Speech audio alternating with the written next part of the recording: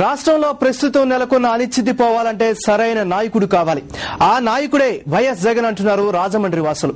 జగన్ ప్రభంజనాన్ని తట్టుకోలేక కాంగ్రెస్ టీడీపీలో ఆయనను బయటకు రానీయకుండా చేస్తున్నాయని దుయ్యబట్టారు. జననేత కోసం రాష్ట్ర ప్రజలంతా ఎదురు చూస్తున్నారని అన్నారు.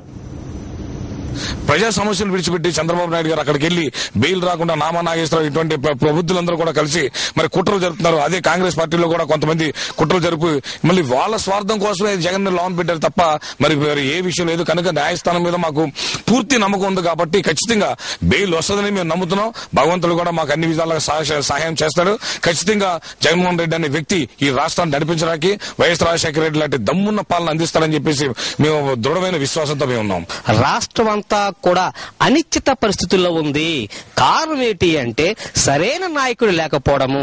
ఆ సరైన నాయకుడు ఎవరు నమ్ముతున్నారు అంటే ఒక వైఎస్ జగన్మోహన్ రెడ్డి నమ్ముతున్నారు. ప్రజలందరూ కూడా సుఖశాంతి లేని సమయాల్లో, కష్టాలు ఉన్న సమయాల్లో, ఇబ్బందుల సమయాల్లో ప్రతి ఇంటికెళ్లి నేనున్నాను అని పలకరించే వ్యక్తి ఎవరు అంటే జగన్ అన్న.